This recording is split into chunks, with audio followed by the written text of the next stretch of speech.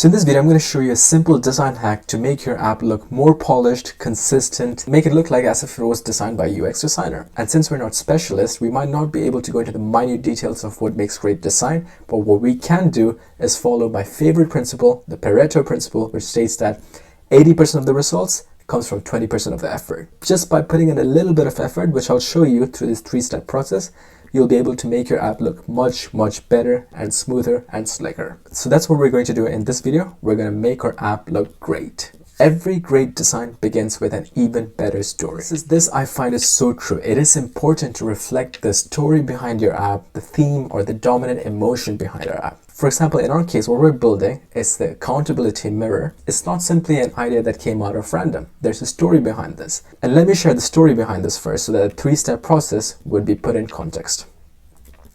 So one of the things I love doing is reading books. And I was reading a book called Can't Hurt Me. And it's basically a biography of David Goggins, who was a Navy SEAL. It's an amazing story, the kind of limits to which he put his mind through and his physical body through. It just shows what's possible with the mind. And one of the practices he described in his book that helped him keep accountable to his goals is called the accountability mirror. So what he does, David Goggins, is literally he wakes up in the morning, he has post-it notes placed around his mirror with all of the goals, and he makes himself accountable to those by literally being super blunt with the progress towards his goals. Literally himself, looking at himself, he would call himself names, and the idea being there that the more blunt and honest you're with yourself, the more accountable you are, and the more likely you are to change. If you're just saying sweet things to yourself, like you're great even when you're not, nothing would happen. So that's the concept he came up with, the accountability mirror, a mirror where you look at yourself bare, raw, and keep accountable to your goals and make changes so that they happen. Now, I found that idea fascinating. And what I found more fascinating was, what if we could modernize this accountability mirror? So instead of David Goggins' physical mirror and physical post-it notes, can you think of a way AR could play in this? And I thought, wow, there is.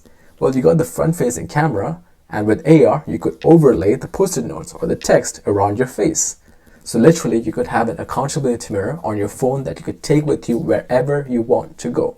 Whether it's in a hotel in London or a trip in India, everywhere you go, you don't have to carry a physical mirror with yourself. You can have it all on your phone. Digital version of the accountability mirror.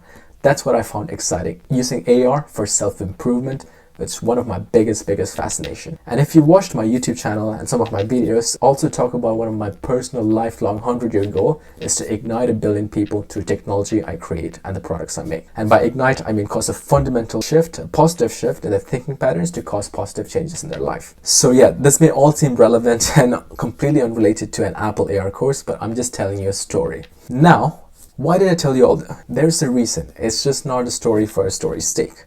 Well, out of the story, you probably could have felt some emotions, right? When I was describing the story, you probably felt something. Whether it was a bit of optimism, a desire to improve yourself, or a desire to create technology, there was a theme behind it.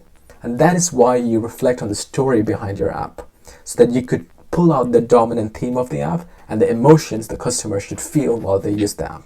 So now that we have a dominant theme, which is growth, next step, we need to choose our dominant color. So for that, we need a bit of color psychology, and marketers know this very well.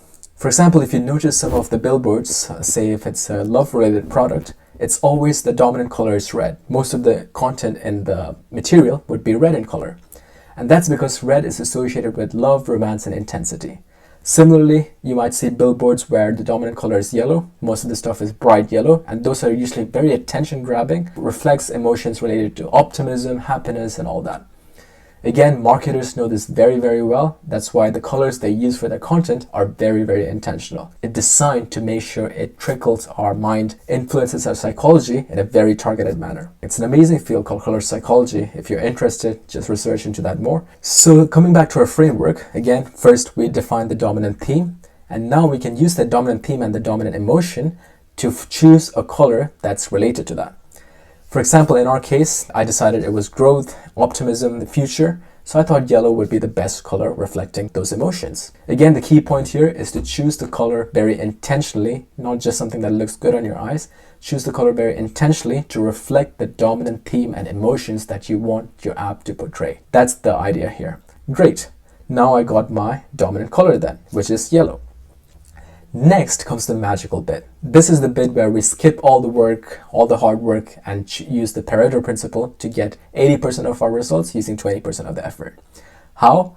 Well, so using our dominant color, yellow, let's go to a website called colorhunt.io. So now, if you look at this website, it's amazing. It's colorhunt.co. What they do is they provide palettes of colors that's designed by experts. So we're using whoever designed these palettes, we're going to leverage their skills and adopt these palettes. But we're just not going to use a random palette.